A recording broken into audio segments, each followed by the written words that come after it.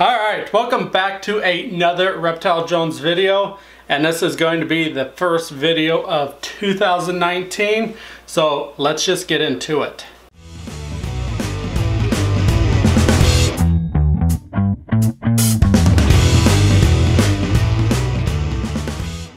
Okay, so in this video I want to first kind of talk about where the channel's going, because it's kind of the reason why I'm doing this video now. So lots of changes are going to happen for me, this reptile room, and this channel for 2019. So you're going to see a lot of the same reptile show videos. I will show you what's going on in the reptile room with things as they progress, and I'm going to add some new things to the channel as far as adding a little more DIY stuff, and well, some stuff I'm just gonna surprise you with. It's more for me as a wanting to be a little more creative in my video editing. So, but it will all be reptile related in one form or another. You can rest assured of that. So let's go ahead and talk about, as some of you may have noticed, I haven't been making as many videos these last few months, and there was a method to this madness, and I basically wanted to see if current videos weren't being pumped out, what were my videos that people were still watching regardless if there was new content. So I'm gonna throw some stuff up on the screen, but let me put my phone here and let's take a look at some things. So the first thing is obviously the top videos for the last 28 days. This is the analytics that YouTube puts out for us to see, and of course right top of the list is how I set up my blue tongue skink, followed by the bioactive leopard gecko setup, followed by that the bioactive green tree python setup, then Backroad Reptiles, great show, and then finally reptile room tour August 2018. So that's the top 5 watching videos, watch time minute videos in the last 28 days. So as you can tell, there is a lot of DIY bioactive key components in that top 5. The next analytic we're going to look at is top YouTube search terms. So again, for me, blue tongue skink setup, green tree python setup, bioactive leopard gecko setup, blue tongue skink, and green tree python. Those were search terms, but let's go back to, again, the green tree python setup, which is bioactive, and the blue tongue setup. So again, a lot of people are still interested in setting up how to set up their animals, which makes sense because you should be doing your research before you buy the animal. So let's look at the last analytic that kind of ties into this. Of course there's tons more, but to stay on topic here, and this is going to be actually top earning videos, and you guys are actually going to see how much I make off some of these videos. Probably surprise you, then again probably not. So at top of the list, how I set up my blue tongue skink. For the last 28 days, that had the highest estimated revenue of all my videos, that video by itself. And second, with a pretty good gap, is again the bioactive green tree python setup. Followed by that, by not a whole lot, is the jungle carpet setup, and then followed by how I set up my Savannah monitor, and then reptile room tour August 2018.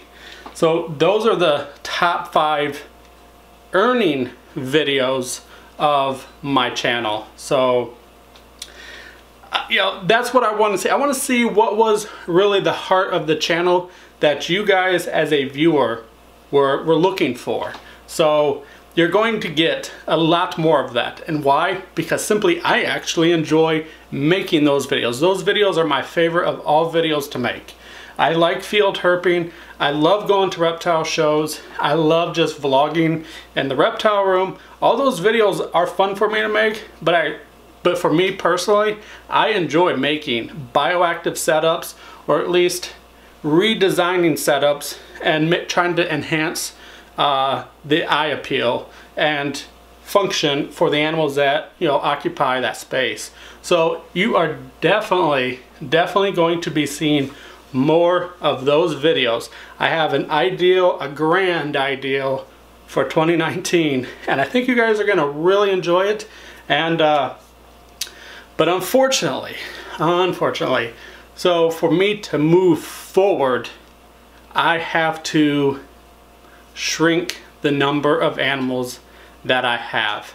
I hate to do that. I hate to be one of those people that I hope it doesn't look this way. I really don't. That I buy animals for the clickbait type videos and then get rid of it once it, you know, once the hype past that video's gone. I really hope that I don't come across that way. I truly, you know, try to avoid impulse buying animals based on what I think YouTube's going to enjoy watching. So I've been, also while I've been away, I've been really looking at the animals that I have and just kind of questioning why I have them. So that's how I am going to choose the animals that stay with me and the animals that will eventually be rehomed. And right off the bat, pretty much all the ball pythons except for 2 are going to stay with me. Only 2 of them are going to stay with me, but that's what we're going to do in this video. I'm going to show you all the ball pythons that I do have, and you know, that way we can get one last look at them, and I'm just going to kind of explain why. Mixed feelings about ball pythons. I actually really did want to get into kind of breeding them, but although as much as I would enjoy breeding ball pythons, I don't know, it's not in my heart to just go all in on it. So I felt like that I was just doing it for YouTube, and that's not where I want to be. So some of these are going to be leaving, some are going to stay with me just because they weren't breeding projects. They've become more than that. They're actually my personal pets, some of my favorite animals. So let's get into showing you some of the ball pythons, and we'll continue on with the video.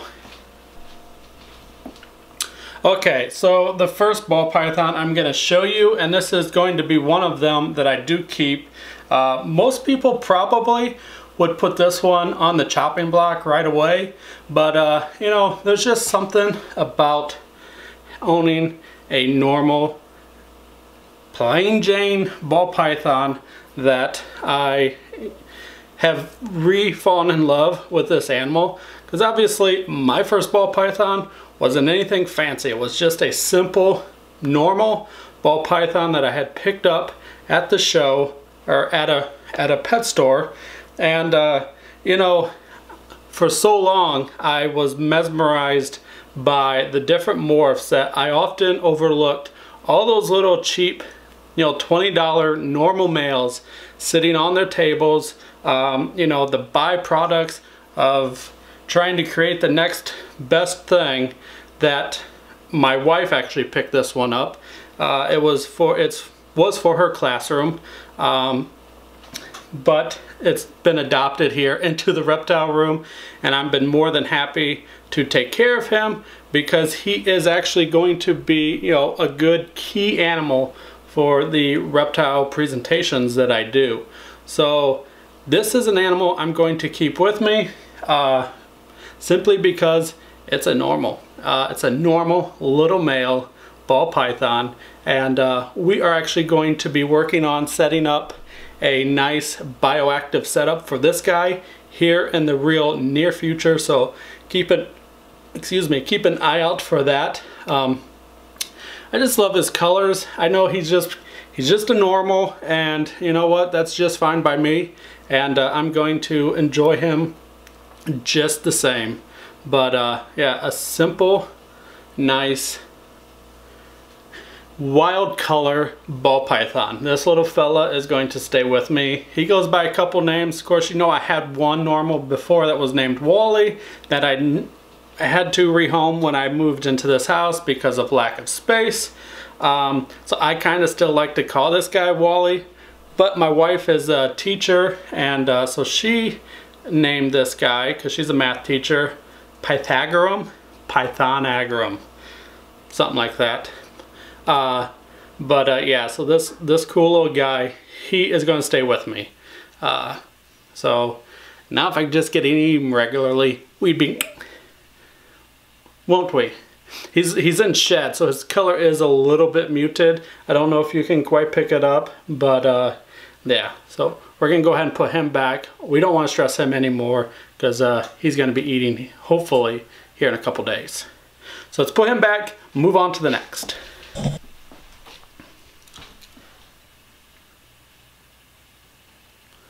Focus. We focus, there we go.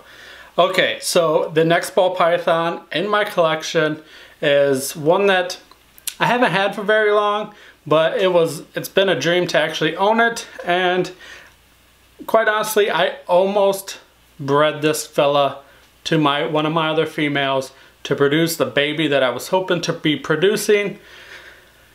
But you know what? I thought about it. I thought, you know what? I have space, but I'm going to be cramped. I have time, but my time is going to be cramped. If I produce more babies and you know, just taking care of them, sometimes the extra care that those babies need to, you know, get them going, feeding strong for their potential new homes. And just honestly, I actually did pair the two together, but they didn't breed at all. I watched a little bit. It was too early, but in a way, I'm kind of thankful that they didn't actually mate, because again, I'm not really, breeding isn't going to be for me right now. I don't feel like the time's right, and I don't want to just produce babies just because I can.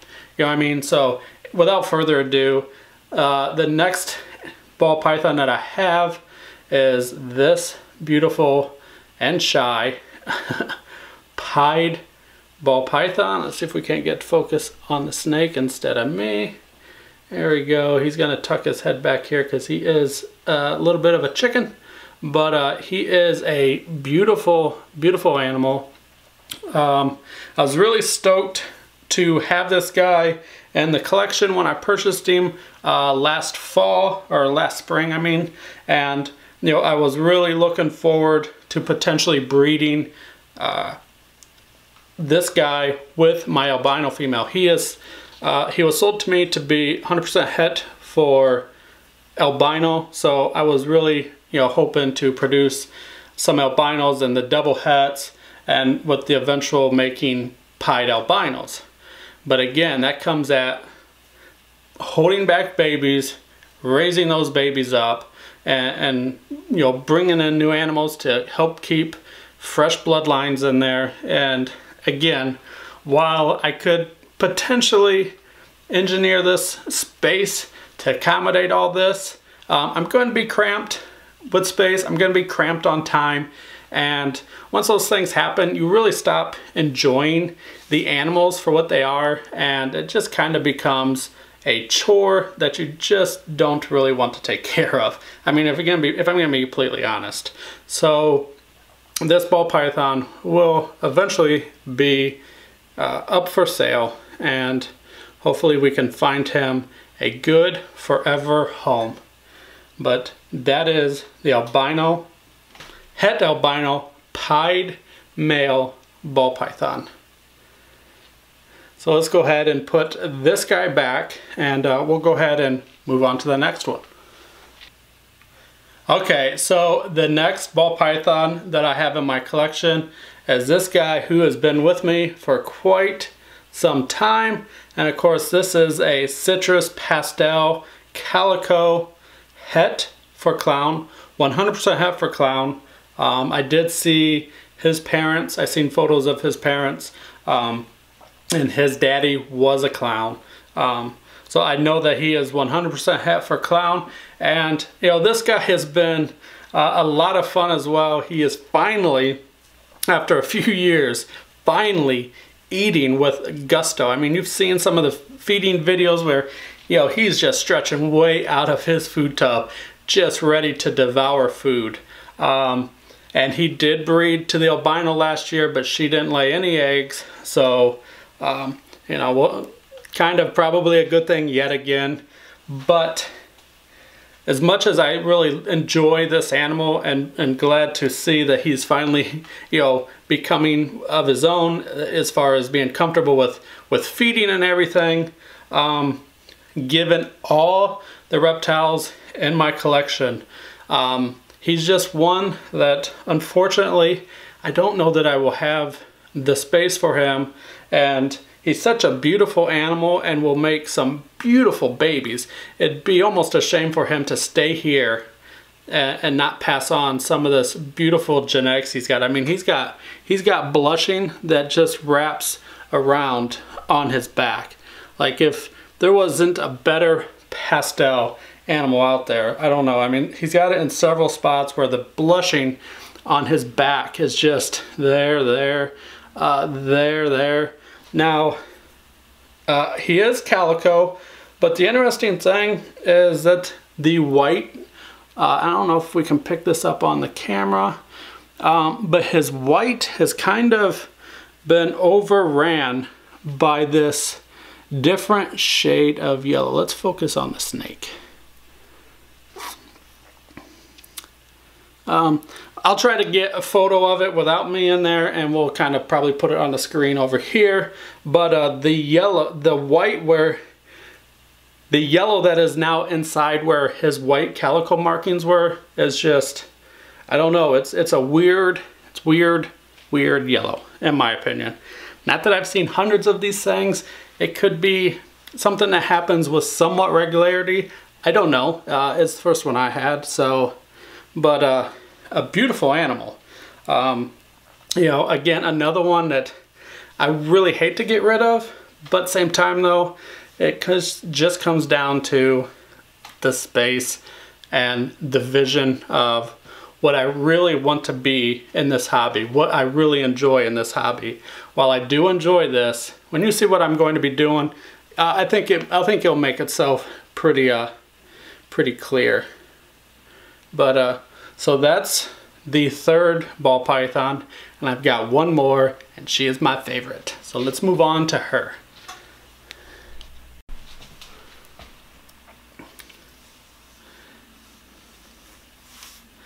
Okay, so there's really no need to hide her off camera right away before I talk about her, because she is just an OG on this channel. There is a lot of history with me and the snake. I have learned so much from owning this snake, and quite honestly, she is going to be one of those animals. She is going to die with me. I am going to keep her as long as I absolutely possibly can. She would be one of the absolute last animals that would leave my collection if something came up to that extreme.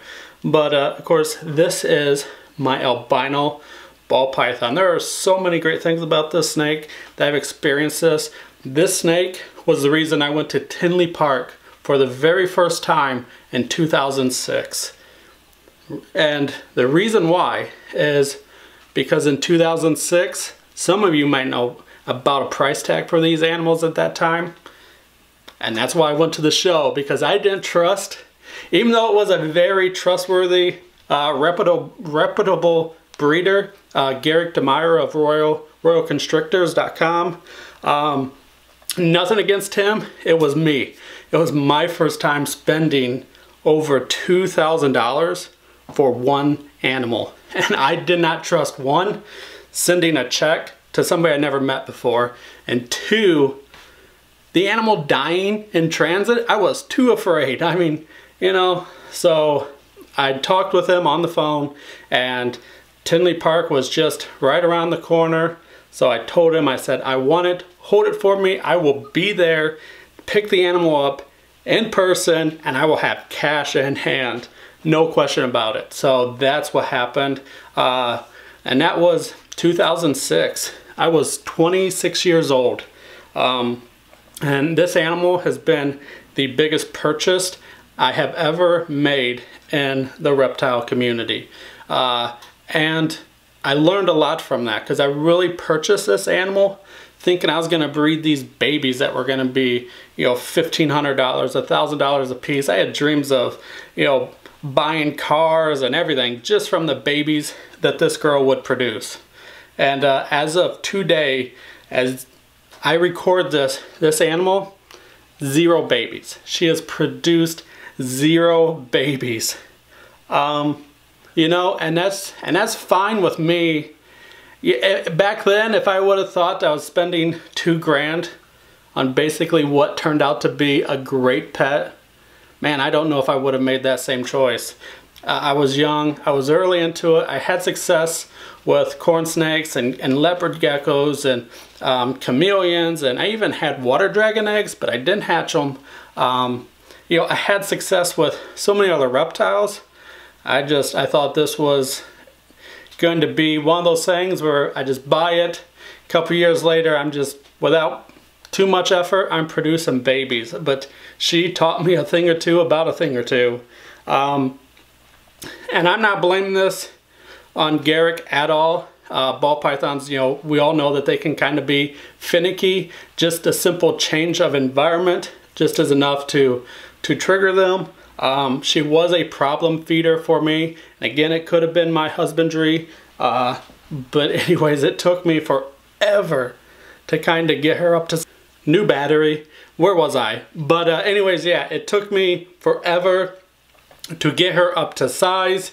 And, you know, at this day and age, at this point in my life, it's like, you know, I could breed her and, you know, there's still going to be, you know, paired to the right animal, there's, you know, could still be some value to those babies.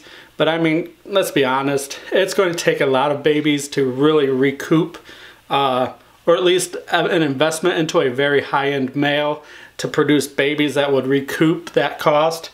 And, you know, some people might think I'm crazy, but, you know, I think I'm just going to keep her as a beloved pet and not even worry about it. That's water under the bridge. It was a learning experience, and I've learned from it. I have grown from it. And you know what? At this point, I just simply want to enjoy her as just a fun, beautiful snake that I've had with me now for 12, almost 13 years. So yeah, she will be with me for quite some time. Won't you, girl? The other thing is I don't really have a name for her. That's gonna have to change in 2019. Because my habit is always just calling these animals, instead of giving them names, I refer to them by sex and morph. So that's just how I always kind of talked about her. She's the albino female.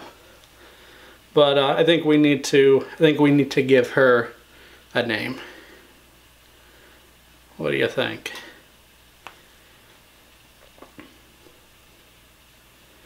Yeah.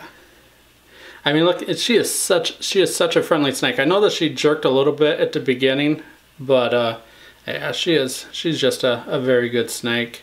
This is a snake that, you know, there's some photos of my daughter, 2 years old, sitting on a little kid couch in the living room, and this was the snake that she would always want to hold. She would refer to this snake as her snake. So imagine that. She was probably only a handful of kids back in 2006. Probably maybe the only 2-year-old in 2006 who was sitting there holding a snake that was over 2 grand. Like it's just nothing, you know, just another one of Dad's snakes. But yeah, this snake will for always be one of those that I will always remember and cherish, even when the time comes that she is no longer with us. But so that is probably going to wrap it up for this video. It's probably kind of getting long. Okay, real quick, as I was editing this video, I realized I forgot this little girl here.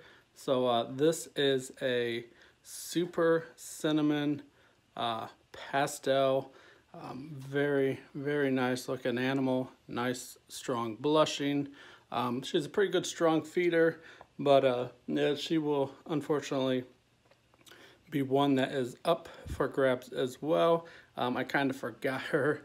The other snakes I showed you were in this rack over there behind me, and she is in the baby rack. So totally missed her when I was making that video, but here she is. This is another one that will unfortunately be leaving. So, okay, that's it. This is the last ball python for real. Keep them, under 20 minutes. But anyways, thanks for watching. Thanks for sticking to the very end. If you are interested in any of those other two ball pythons that I have, it's wintertime here in Ohio, and I'm really not going to, I'm not in a need to get rid of them ASAP, so I probably are not going to entertain anything as far as shipping. But if you're at any of the shows within the Midwest, Detroit, Cleveland, Columbus, Indianapolis, Chicago, and that circle, you can find me on Instagram and on Facebook, and we can talk pricing and how the animal is going to get to you if you so choose. So thanks for watching. Thanks for sticking till the end, and let's hope for a very positive and productive 2019. And until the next video, later. Shut up and sit down.